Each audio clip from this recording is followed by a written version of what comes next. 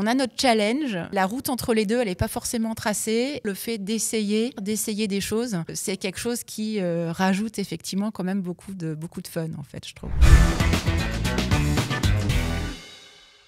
Bonjour à tous, on est au Lean Tour Sud à Centrale Marseille. On a la chance d'avoir 4 dirigeants, managers qui nous font l'honneur de présenter leur voyage et leur retour d'expérience sur le Lean. Et donc je suis avec Nathalie. Salut Nathalie. Salut Christophe. Bon, merci infiniment d'être là et de présenter ton retour, ton voyage, etc. Avec grand plaisir. Peut-être une première question, est-ce que tu peux te présenter, qui tu es, ce que tu fais, etc. Donc, je suis Nathalie Barange, je travaille à Trixel, dans la région de Grenoble, donc c'est vraiment dans l'industrie. On fabrique des détecteurs plats numériques pour l'imagerie médicale et je m'occupe depuis le mois de février, je m'occupe du service après-vente à Trixel. Donc ça fait quelques mois, ça a été un nouveau défi. Ça a été aussi l'occasion de prendre pour la première fois une équipe en direct parce que j'étais beaucoup en transverse jusqu'à présent.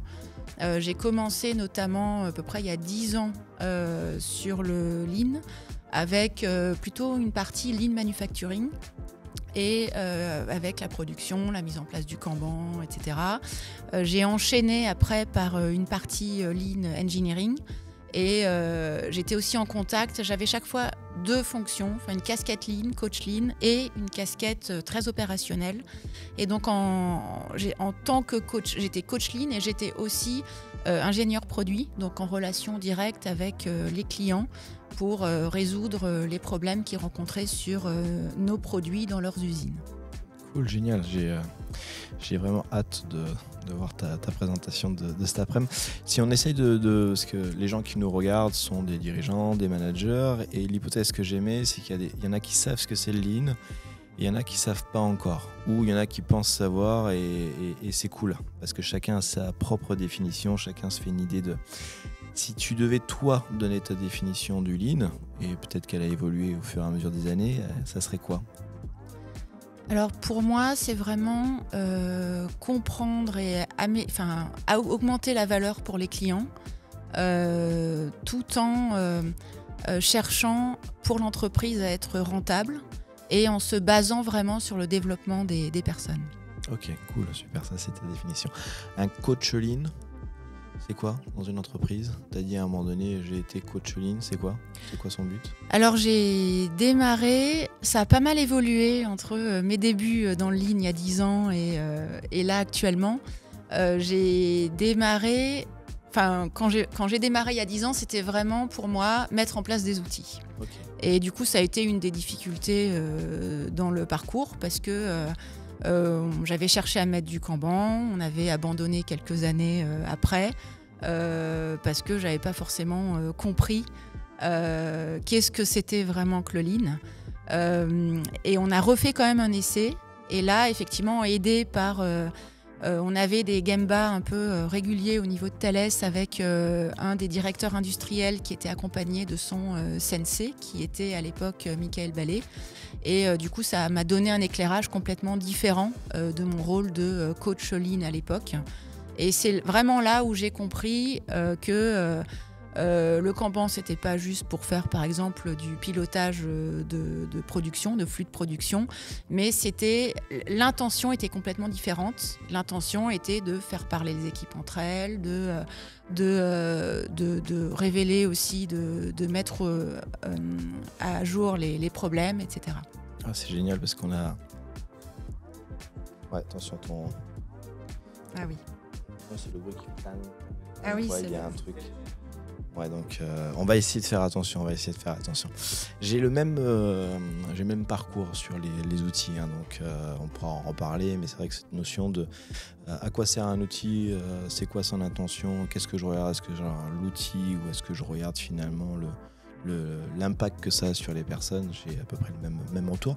Si je devais juste dire Kanban égale, pour ceux qui ne connaissent pas le Lean, un moyen de visualiser les problèmes en production, je vais apporter une petite définition. Gemba, le lieu où les choses se passent, et Sensei, on va dire un sachant, quelqu'un qui a plus d'avance que toi sur la pratique. Je devais juste donner des définitions rapides pour ceux qui ne connaissent pas. Toi, personnellement, pourquoi t'être lancé dans cette aventure? C'est quoi le déclic pour toi? Alors pour moi, le déclic, c'est vraiment le fait de voir les choses différemment, je dirais. C'est vrai que depuis 10 ans, j'ai quand même changé pas mal de regards au travers des différents outils. J'ai vraiment eu le déclic avec toute la partie collaboration, monter en compétences, s'intéresser aux clients et le faire vraiment de façon très spécifique. C'est vraiment s'intéresser à chaque client, s'intéresser à chaque personne. C'est quelque chose que je vis actuellement avec mon équipe, mais que j'ai aussi vécu plus en transverse en tant que coach.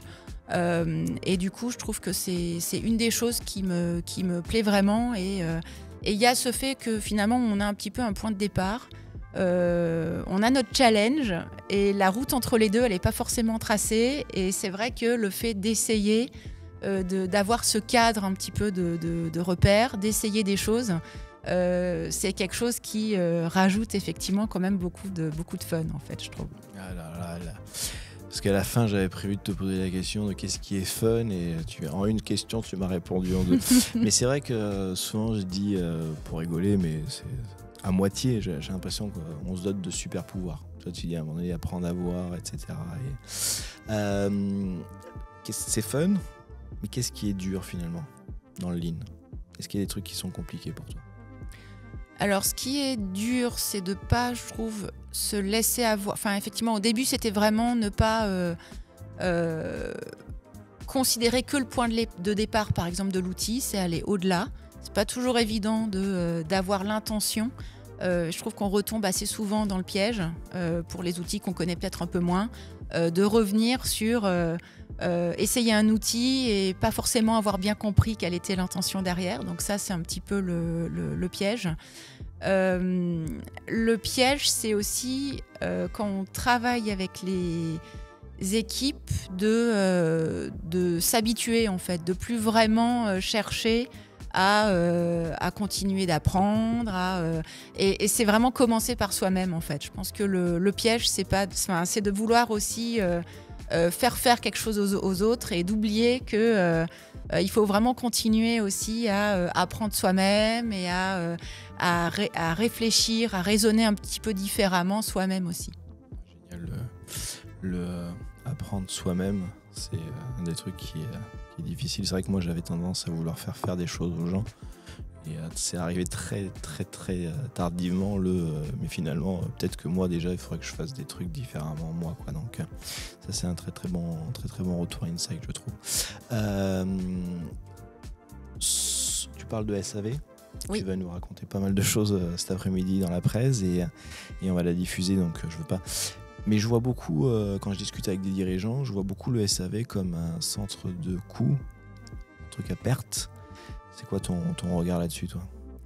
Alors, mon regard sur le SAV, je l'ai vraiment construit quand j'étais en relation aussi depuis 3-4 ans avec les clients sur les problèmes qu'ils avaient sur les produits et qui du coup nous étaient retournés.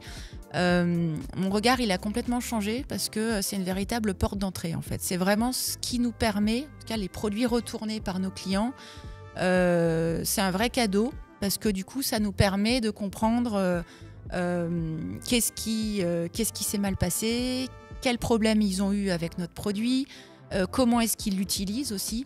Et le déclic que j'ai eu, c'est le fait de vraiment s'intéresser à chaque problème de nos clients via les retours de produits qu'ils nous font. Ça permet en fait d'aller chercher les causes de ces problèmes, d'aller chercher à comprendre aussi quel cas d'emploi ils font de nos produits, parce que des fois, c'est pas du tout ce qu'on croit. Et du coup, on apprend beaucoup sur nos clients par les produits qu'ils nous retournent au niveau du service après-vente. Et le gros déclic que j'ai eu aussi, c'est que à force de comprendre ce qui se passe, d'analyser, d'apprendre les use cases clients sur la façon dont ils les utilisent, sur les produits qui sont actuellement en production, il y a un lien vraiment à faire avec l'aspect nouveau produit, parce que finalement sur un produit en production, les actions qu'on peut faire d'amélioration sont quand même assez limitées. Par contre, sur un nouveau produit, si on a compris quelque chose qui gêne nos clients ou des points améliorés sur les produits, on peut revoir le design, etc. Donc là, il y a vraiment cet aspect value analysis, value engineering, qui pour moi est complètement lié aux produits qu'on reçoit au niveau du service après-vente. C'est génial, j'ai trop hâte, mais en plus c'est sincère d'être cet après-midi pour ça et je trouve que c'est un sujet clé, ce côté comment transformer son SAV, ne plus le voir en fonction de pertes, mais comme un moyen finalement nourrir tes investissements futurs. Il y a vraiment pas mal de pépites dans ce que tu as donné là aujourd'hui et ce que tu vas donner. Juste value analysis et value engineering, si je comprends bien, c'est j'analyse le produit existant, je le répare et ça nourrit ma réflexion sur le produit de demain. Si c'est un peu, tu es d'accord? Oui, c'est ça. Oui, exactement. Merci infiniment. Dernier, pas question, mais conseil. Les gens qui nous écoutent, certains vont se dire ouais, pourquoi pas, j'ai envie d'aller légèrement plus loin. Ça serait quoi le prochain petit pas que tu conseillerais? Bouquin, livre, formation, rencontre, peu importe. Ce serait quoi le petit pas? Alors le petit pas, je dirais lire, parce que c'est vrai que il y a pas mal de livres qui permettent de creuser les points dont on entend parler, parce que c'est vrai il y a ce besoin de se former aussi de façon individuelle. Il y a ce qu'on va entendre dans une conférence comme celle de tout à l'heure, et il y a le fait de vraiment chercher avec les petits points qu'on a retenus, de se dire en savoir plus et en allant ouvrir un livre. Je pense par exemple à un livre que je trouve très bien pour démarrer, notamment c'est le livre de Régis Medina, Learning to Scale. Donc voilà, et après en termes pour aller encore un petit peu plus loin, moi j'avais fait il y a 3 ans en arrière la formation Académie Lean Engineering de l'Institut Lean France, et animée par Michael Ballet, et c'est vraiment une formation que je conseille aussi. Parce que c'est l'occasion de se voir tous les mois, d'aller chaque fois dans un site différent d'une des entreprises qui participent. Et ça a vraiment été... j'ai beaucoup appris, j'ai changé d'avis sur plein de choses. Et du coup, c'est quelque chose que je recommande vivement. J'ai un double sourire parce que sur cette chaîne, je fais souvent la promotion du Learning to Scale parce que ça a été écrit par Régis, mon associé, mais j'avais strictement rien dit. Ça, il n'y a que toi et moi qui le savons, mais je t'avais pas dit, il faudrait que tu pousses ce bouquin-là. Moi, ça n'a pas été le premier bouquin, bien sûr, parce que moi, ça a été le Management Lean de Michael Ballet. Alors, au début, mon premier bouquin, ça a été plutôt les Pop and Dick sur l'agilité, le développement, mais j'ai compris plus tard que c'était pas spécialement orienté Lean. Et sur je saurais aussi parce que j'adore la formation Lean Academy Engineering, mais je ne sais pas si le terme formation est réellement approprié par rapport à l'expérience que tu vis avec Michael, mais c'est une aventure de dingue et à 100% je te rejoins sur le fait que c'est vraiment très très intéressant, ça à faire. Merci infiniment et encore vraiment merci pour cet après-midi, le fait que tu nous fasses cette chance de nous partager ton retour d'expérience. Avec plaisir, merci Christophe.